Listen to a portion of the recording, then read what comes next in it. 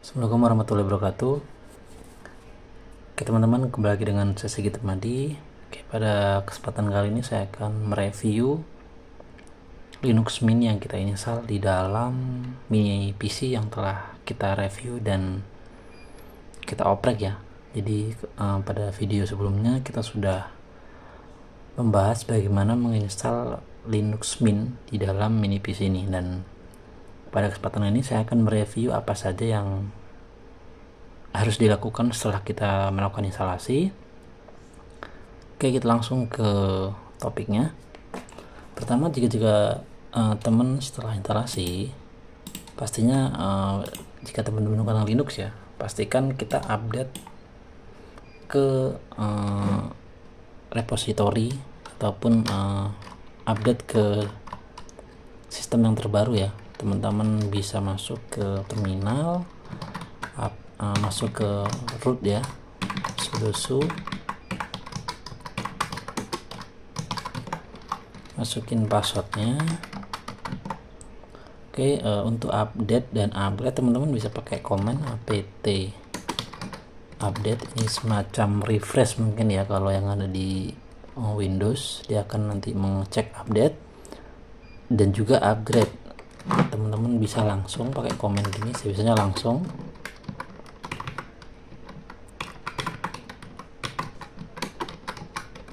ini, atau dipisah juga bisa, tapi kita langsung aja biar enak. Jadi di sini nn ini seperti melanjutkan komen ya. Setelah update selesai, nanti dia akan lakukan upgrade jika memang ada yang perlu di upgrade. Nah, ini sudah all package up to date, calculate. Nah, ini sudah, jadi baik update dan upgrade pada sistem ini sudah yang mentok ya. Dia akan mencari file atau repository atau aplikasi yang paling optimal untuk si mini PC ini. Pastikan teman-teman juga ada koneksi internet. Saya menggunakan kabel Ethernet ya. Atau jika teman-teman tidak menggunakan terminal, teman-teman bisa ke menu di sini, terus ke sistem dan cari namanya update manager. Teman-teman bisa lewat sini juga, dia akan nanti men-scan seluruh sistem di Linux Mint.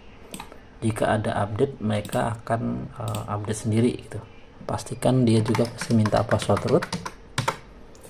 Nah, di sini your system is up to date. Artinya apa? Artinya sistem operasi yang saya gunakan ini memang sudah upgrade ya, karena memang setelah instalasi kita lakukan update dan upgrade gitu teman-teman. Nah, itu poin pertama. Setelah kita instalasi, kita pastikan sistem kita sudah paling up to date. Selanjutnya biasanya saya setelah melakukan update, saya akan menginstal driver dari eksternal. Misal saya akan menginstal atau mengupgrade driver dari si WiFi. Nah teman-teman, di video sebelumnya saya telah mereview bahwasannya di Ubuntu 16 yang saya gunakan di sistem operasi sebelumnya itu sudah langsung terupgrade atau terinstall driver untuk TP-Link 7WN722N kalau nggak salah. Itu driver atau adapter untuk WiFi, dan di sini kita install manual ya teman-teman. Install manual, saya menggunakan repository atau package dari GitHub. Nanti saya akan sertakan, ini dia file drivernya. Ini driver untuk kita menginstal TP-Link WN722N di dalam Linux, karena by default sebenarnya dia tidak ada. Kalau teman-teman coba cari,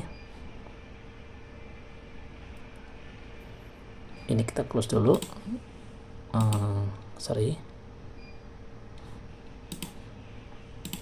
Kalau kita cari driver si TP-Link itu, dia tidak tersedia untuk Linux.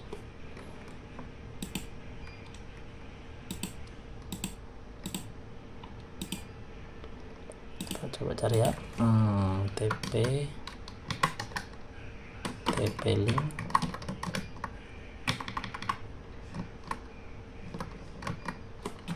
sorry,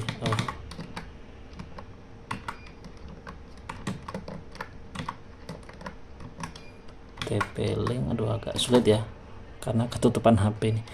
TP-Link WN 722N. Nah ini dia.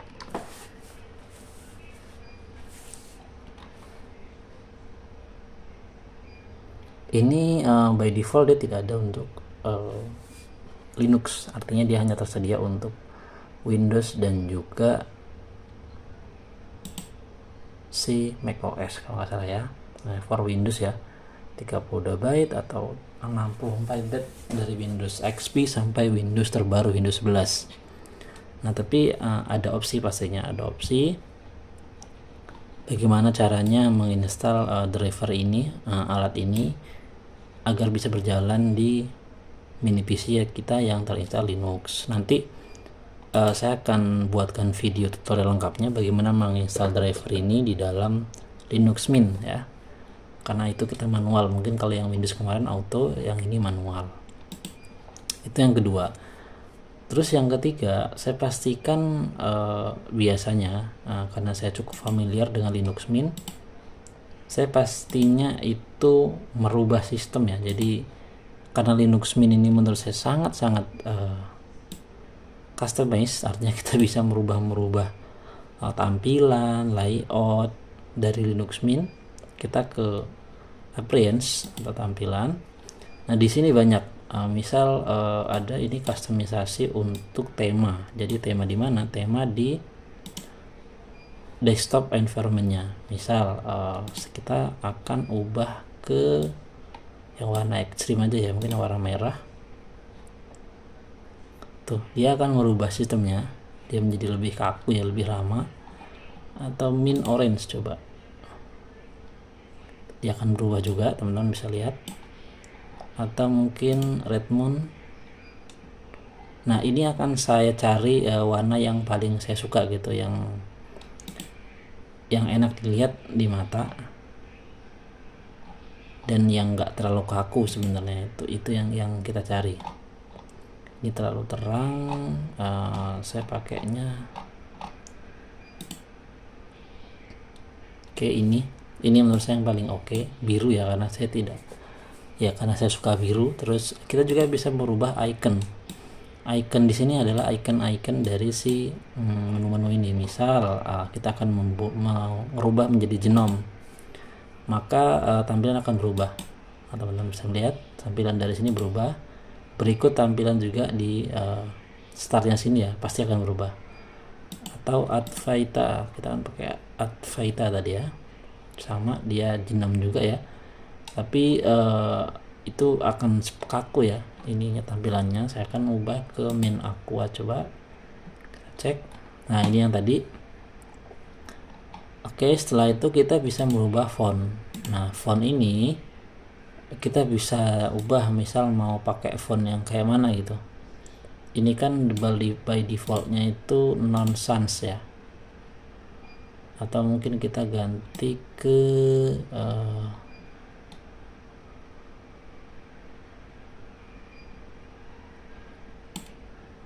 Ubuntu, coba Ubuntu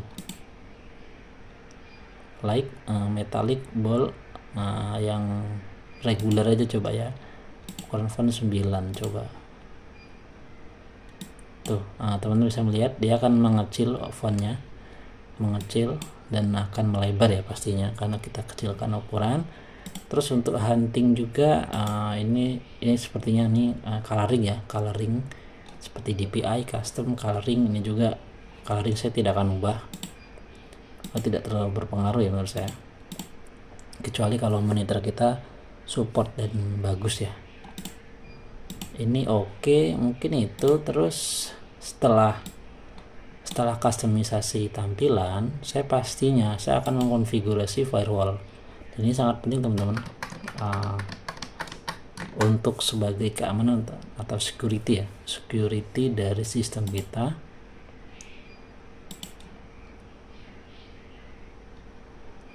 Kita akan close dulu yang ini.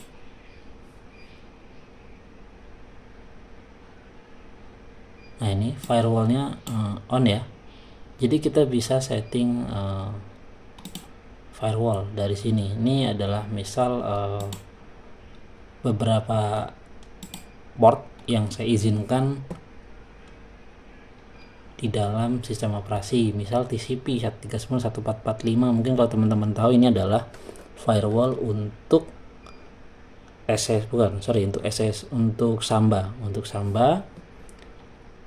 Dan kita juga bisa membuat profil dari si firewall. Ini home ya. Mungkin kalau public kita bisa setting, atau kita bisa immutable, kita bisa tambah apa yang harus dilakukan, rules. Misal reject, kita akan mereject dari si mungkin IP ataupun port ya. Jadi kita bisa melimitasi. Ini saya tidak terlalu paham, tapi yang jelas konfigurasi awal saya pasti ini. Saya akan setting agar komputer ini bisa mengakses SSH dan juga Samba. Begitu teman-teman. Yang penting on aja beberapa IP ini. Dan ini juga ada report ini dia akan men-scanning yang terjadi di sistem operasi. Jadi baik yang paket yang masuk maupun yang keluar, dia akan men-scan otomatis. Ini sarankan sangat bagus untuk diaktifkan. Itu yang hal yang ketiga. Sejauh ini ya mungkin satu lagi wallpaper paling ya. Wallpaper teman-teman bisa ke desktop setting, terus ke ini wallpaper teman-teman cari, atau bisa custom juga bisa. Ini untuk menu ya, ini untuk menu klik kanan. Misal kalau kita, teman-teman bisa lihat klik kanan kan saya bisa cek application ya. Ini bisa unchecklist, maka application hilang. Karena saya aplikasi sudah bisa diakses di sini, maka ya ini sebenarnya nggak perlu ya. Ini kan akses aplikasi yang cepat gitu. Tapi karena saya bisa akses di dalam start sini, ini tidak perlu dilakukan. Saya akan unchecklist. Kali ini untuk yang klik di tengah, teman-teman mungkin di sini tadi kan klik kanan, dan ini klik tengah. Ini untuk berpindah workspace. Nah ini teman-teman bisa workspace jadi hilang. Jadi enaknya Linux itu kita bisa berganti-ganti workspace, banyak aplikasi bisa dibuka secara bersamaan, tinggal switch WordPress saja gitu. Ini mungkin teman-teman yang komen untuk alt tab itu untuk merubah tab dari satu ke dua, dan ini workspace. Nah ini ya kan, teman-teman bisa enak saja gitu. Kita bisa tambah workspace sampai sebanyak-banyaknya. Saya tapi umumnya dua aja ya, karena nggak terlalu banyak aplikasi yang saya buka. Workspace 1. Nah ini icon, oke. Ini default icon yang ada di sini. Mungkin mau nambah interest bisa, atau file system. Nah, tapi umumnya saya hanya home aja ya. Kalau mungkin rest ini sama kayak recycle bin kalau di Windows. Itu yang keempat. Terus pastinya saya menginstal browser. Nah ini browser kalau Linux pasti menggunakan Firefox ya. Umumnya ini yang terinstall secara default. Office. Nah Office ini opsional teman-teman. Jadi secara default dia akan menginstal LibreOffice dari mulai Writer, Calc, Impress, Draw dan lain-lain. Tapi kalau kita mungkin tidak familiar dengan Libre, teman-teman bisa install secara manual WPS. Dan yang paling terakhir adalah setelah kita konfigurasi hardware seperti tadi driver link, terus kita konfigurasi tampilan, merubah tampilan agar lebih enak, kita juga ubah atau konfigurasi firewall, terus setting desktop, dan juga taskbar kita juga bisa setting teman-teman. Nah teman tinggal ke properties, ini bisa dicek transparan separatornya kayak mana, bisa semua bisa diubah kalau di dalam Linux. Itu yang apa ya, yang saya suka dari Linux Mint, karena kita customize, sangat customize. Desktop setting di sini bisa, atau bisa diubah Terus screensaver ini ya ini sama ya seperti di Windows. Di Windows bisa display ini ini display ya, panel. Nah ini panel kita bisa customize, misal modenya horizontal, vertikal pun bisa tuh. Teman-teman bisa lihat, atau desk bisa. Saya horizontal aja. Lock panel ini kalau mau di lock kita horizontal. Terus kita juga untuk appearance-nya kita bisa ganti-ganti teman-teman. Misalnya stylenya background image, jadi dia akan mengikuti background ya. Ini opacity kita bisa atur, makin tinggi opacity-nya artinya dia makin tidak tembus ya, karena opacity itu artinya ketidaktembusan. Mentokin aja biar enak kelihatannya. Itemnya kita bisa atur dari date, show desktop, Windows button, separator, indikator, plugin, notification area. Ini notification area. Terus udah sih sebenarnya itu saja. Ini lock panel, oke, kita lock biar dia tidak berubah. Ini untuk visibility, kita juga bisa membuat panel sendiri, mungkin panel 1, panel 2, panel 3. Kita bisa customisasi. Nah itu teman-teman, all setting lagi. Udah sebenarnya secara basic itu. Tapi mungkin teman-teman ada yang baru berpindah, Bang atau Mas, saya masih perlu Office nih, Office terutama Microsoft, karena menggunakan Libre agak kaku gitu. Ada opsi teman-teman di Linux ini kita bisa menggunakan Wine. Nah Wine ini mungkin sejenis kayak emulator ya, jadi kita bisa menginstal menginstal aplikasi Windows di dalam Linux. Dan saya juga sudah siapkan teman-teman. Ini dia Wine, teman-teman bisa melihat Wine. Di sini ada Wine Drive C, jadi ini dia akan membuat virtual nih, misal permadi/wine doc.c. Nah ini kan sama seperti yang di ada di Windows ya, ada public, ada permadi ini adalah user ya, my dokumen, lokal, desktop, program file, common file, system, sama seperti yang ada di Windows. Nah kita juga pasti membutuhkan beberapa aplikasi seperti NetFramework dan lainnya untuk menginstal aplikasi-aplikasi tertentu. Nah nanti pada tutorial selanjutnya saya akan sharing bagaimana caranya kita menginstal, mengkonfigurasi, dan langsung praktek instalasi program Windows di dalam Linux, tepatnya di Linux Mint. Dan mungkin itu sih konfigurasi awal. Ada beberapa poin tadi, 5 atau 6 poin yang penting menurut saya untuk kita setup awal desktop environment dari Linux Mint sebelum kita melakukan pengerjaan harian. Kita bisa buat pengerjaan Office dan juga browsing, nonton, bahkan Zoom juga bisa kita lakukan di sini, Zoom meeting ya, mungkin online conference, dan coding. Nah ini mungkin topik yang akan saya bahas lain, tapi itu nanti di sesi selanjutnya, karena sebenarnya kita sudah siapkan yaitu Anaconda ini navigator. Nah ini jadi saya sudah siapkan Anaconda navigator, tapi ini untuk tahap selanjutnya setelah kita program. Jadi untuk review ini kita akan siapkan sebagai daily driver, terutama untuk Office ya, pengerjaan Office yang ready to use lah. Nanti saat kita ingin mungkin menggunakan Linux Mint sebagai untuk coding ya, nanti kita akan bahas terutama untuk coding Python ya. Python menggunakan langsung Python otomatis bisa, ataupun menggunakan Anaconda pakai JupyterLab ataupun Spider. Nah ini nanti ini hal lain, ini lagi loading,